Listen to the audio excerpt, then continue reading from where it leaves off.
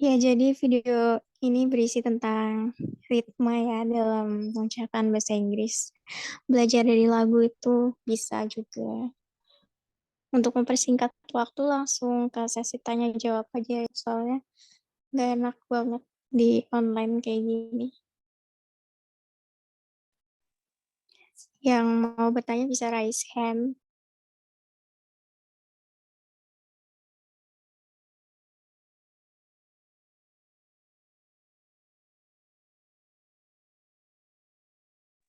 Ya, silahkan, Ricky. Oke, terima kasih atas kesempatannya ya, Andin sama Mbak Nana. Pertanyaan saya, bagaimana sih ritme dalam bahasa Inggris ini berbeda dari bahasa lain dan apakah aksen itu mempengaruhi? Misalkan aksen dalam Amerika sama British itu misalkan ya, apakah mempengaruhi dalam ritme ini? Terima kasih.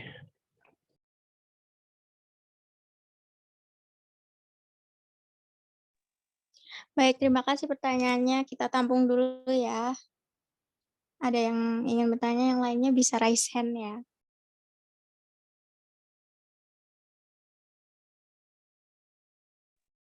Ya, tadi pertanyaan dari Aska.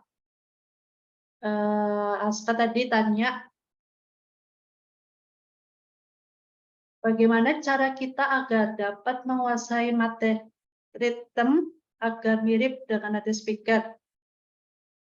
Pertanyaannya mau saya jawab.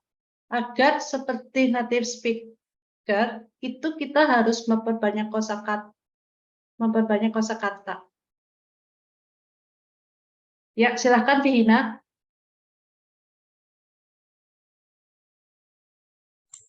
Ya, aku mau tanya, makasih ya waktunya. Bisakah aturan yang mengatur stress patterns dalam bahasa Inggris diterapkan di bahasa lain? Dan jika demikian itu gimana sih pengetahuan ini dapat digunakan untuk meningkatkan pembelajaran bahasa Inggris? Jelas nggak? Oke, tak tanggung dulu ya pertanyaannya. Terima kasih, Iya, Vihina. iya. Iya, bentar. Aku mau nambahin jawaban untuk pertanyaannya Aska ya. Kan pertanyaannya Aska itu bagaimana cara kita agar dapat menguasai rhythm, agar mirip dengan native speaker gitu kan ya. Nah, aku tuh pernah tuh lihat YouTube, terus profesor siapa gitu aku lupa. Cuman dia dosen, dia bilang, kalau kalian orang Asia atau orang Eropa yang ngomong dalam bahasanya itu nggak ada ritmenya, kayak tata tata tata tata gitu, bukan tata tata tata gitu. Kalian bisa nyoba latihan menggunakan bahasa kalian sendiri, kayak contohnya bahasa Indonesia, tapi coba ditekenin di katanya. Kayak misalnya yang tadi aku bilang, kayak orang bule kalau ngomong bahasa Indonesia, biar kayak terbiasa aja ritmenya, itu ke bawah English rhythm gitu. Kayak contohnya, aku pergi ke pasar bersama ibuku membeli sepatu merah gitu. Kayak dibikin ada stresnya gitu ketika ngomong bahasa Indonesia. Latihan aja, kalau dalam hati juga nggak apa-apa sih. Aku juga punya temen dari orang luar negeri, dia punya kenalan banyak orang Asia, dia native speaker. Dia bilang sebenarnya dia tuh nggak mempermasalahkan tentang kalian tuh ngomongnya mirip sama native apa enggak, kalian punya aksen British or American or Indonesian or ya apapun aksen kalian, mereka sangat menghargai. Karena yang utama di sini kenapa kita belajar tentang rhythm dan stress sentence itu karena biar paham aja apa yang kalian ingin ucapin ke mereka gitu. Makanya kalimat-kalimat content words-nya itu di-stressin biar mereka tuh ngerti gitu ya. Tapi kalau emang pengen bener-bener fluency kayak native gitu, coba itu tips yang aku bilang tadi dalam bahasa Indonesia, coba dibikin ritme. Itu sih. Makasih. Lanjut Mbak Nana.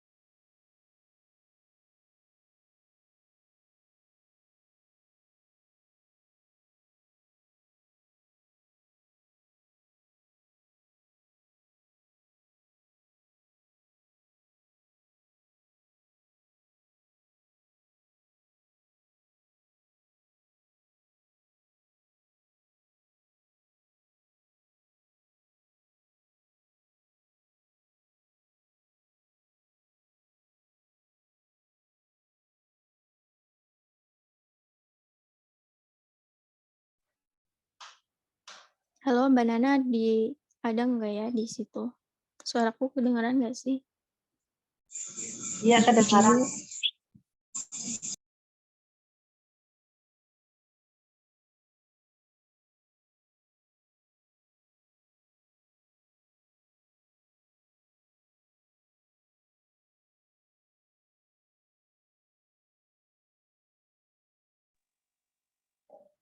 Sambil nunggu pertanyaan yang lain, mungkin kalau ada yang mau nanya, sama menunggu jawaban yang belum terjawab. Aku mau jawab pertanyaan dari Vina ya.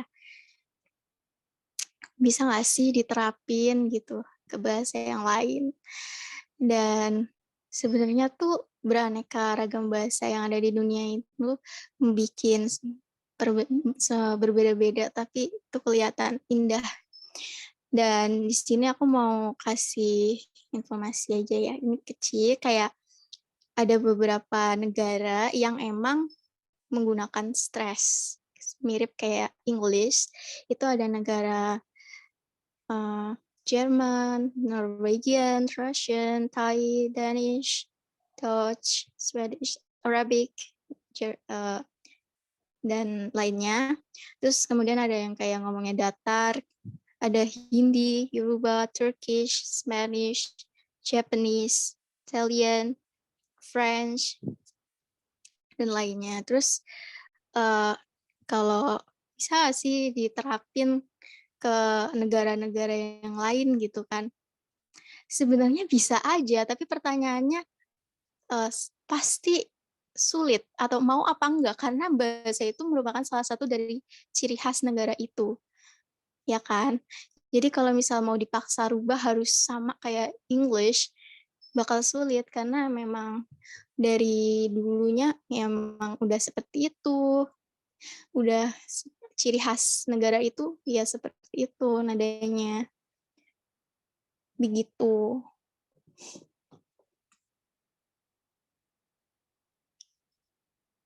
Dan mungkin kayak yang misalnya tadi udah disebutin sama Mbak Nana yang tentang louder, longer gitu-gitu.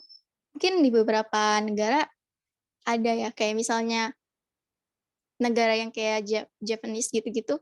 Mungkin ketika kayak nanya ke orang itu pasti adalah nada naik gitu kan. Adalah pasti.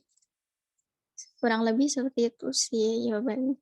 Dan seperti yang aku bilang sebelumnya juga, sebenarnya aksen ini nggak terlalu berpengaruh, cuman ketika kalian ngomong bahasa Inggris ini yang harus dipelajarin ya ini ritme sama stress sentence-nya gitu. Jadi kalian terlihat jelas ketika ngomong bahasa Inggris. Dan partner kalian bakal ngerti.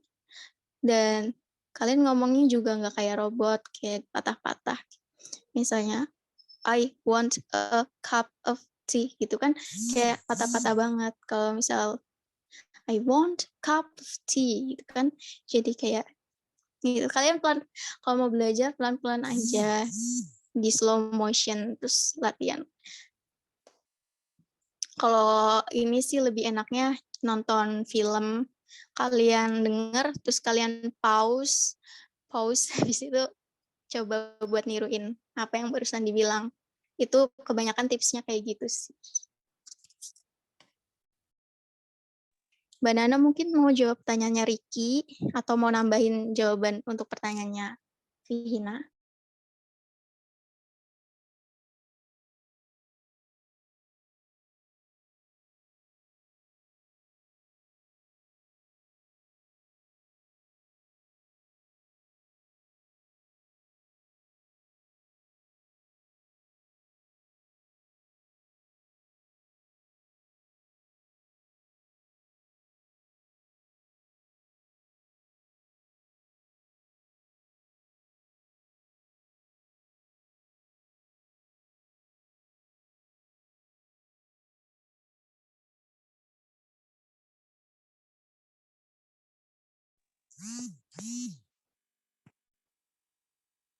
Ricky bisa tolong diulangin inti pertanyaannya itu gimana?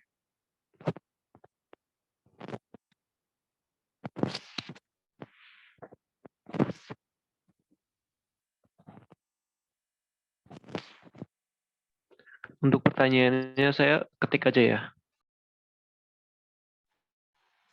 Iya.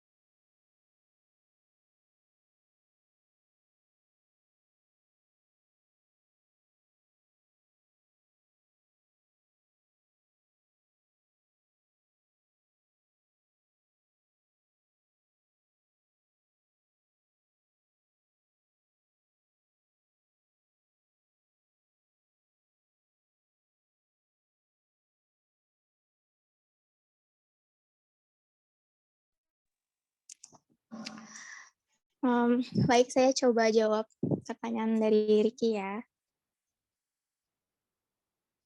Apakah pertanyaannya, apakah aksen mempengaruhi ritme? Sebelumnya, Ricky pernah dengar nggak ada aksen English, tapi namanya tuh Irish accent. Jadi dia orang Inggris gitu, cuman aksennya Irish.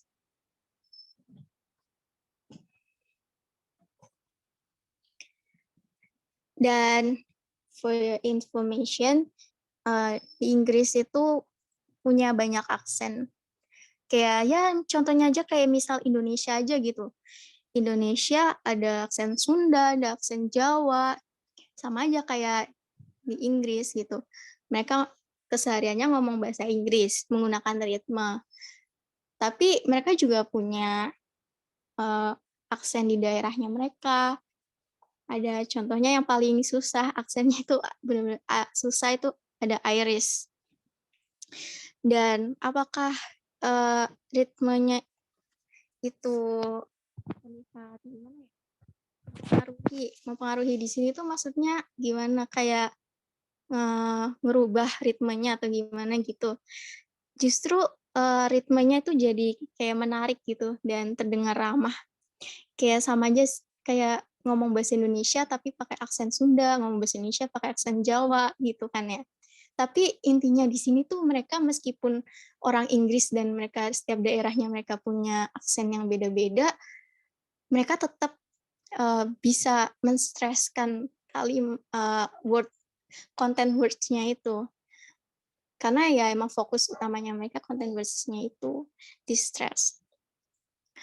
Ritme itu kayak musik, Ricky. Jadi kayak meskipun kamu ngomongnya pakai Irish atau Scott dan yang lainnya, American, for example, Amerika, bahasa Inggris, ritmenya tetap ada ritme naik turun gitu. Nah, itu panjang dibaca agak panjang seperti itu. Itu emang mempengaruhinya bikin unik tapi terdengar ramah, menarik. Dan dari situ juga kadang orang lawan bicaranya jadi tahu, oh kamu dari daerah ini ya gitu, karena aksennya kayak gitu. Tapi yang dipelajarin kita kali ini ritme supaya, karena kita orang Indonesia ya, kalau ngomong tuh aku suka beli buku di pasar gitu kan kalau ngomong. Kalau orang luar negeri kan aku suka beli buku gitu kan. Nah, jadi poinnya di situ kita belajar ritme tuh supaya kita tahu stresnya gitu. Terus ritmenya. Kalau misal Amerika dan English, mereka kan udah tahu tuh stresnya. Jadi ya mereka ritmenya ya seperti itu. Sesuai dengan daerahnya mereka. Tapi ngerti apa enggak, tetap ngerti. Itu sih, dan itu malah jadi bagus ya. Jadi kayak tahu, oh kamu dari daerah ini. Dan kemudian, bagaimana ritme dalam bahasa Inggris berbeda. Bagaimana ritme dalam bahasa Inggris berbeda dari bahasa lain. Bagaimana ritme dalam bahasa Inggris berbeda dari bahasa lain. Ya, karena kan kita kalau belajar vocabulary atau apa gitu, banyak kata-kata yang mirip-mirip gitu. Kayak misalnya tree gitu kan.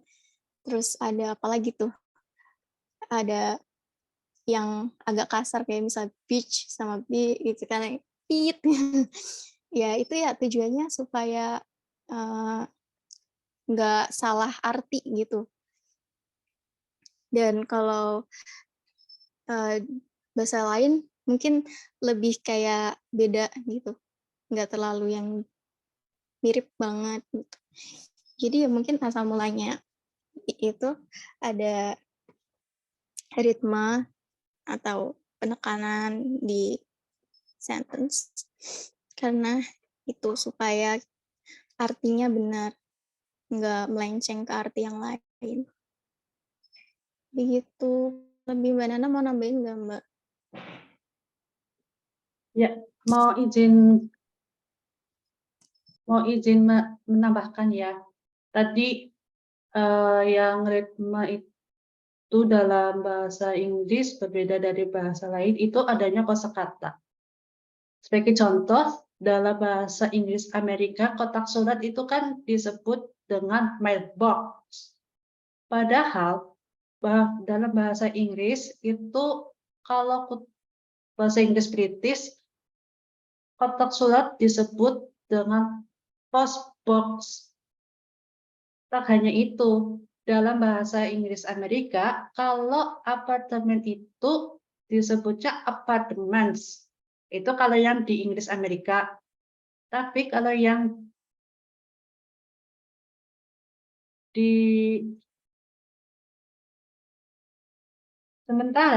tapi kalau yang di Amerika, di British itu ditambahin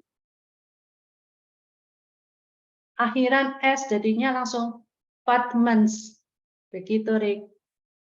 Terima kasih.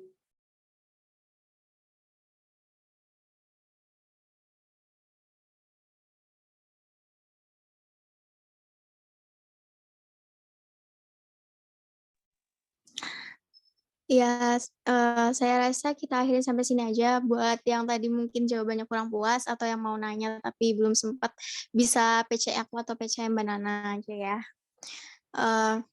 Terima kasih buat teman-teman yang udah join. Mohon maaf atas segala kesalahan. Billahi taufiq wal hidayah. Wassalamualaikum warahmatullahi wabarakatuh. Waalaikumsalam warahmatullahi wabarakatuh.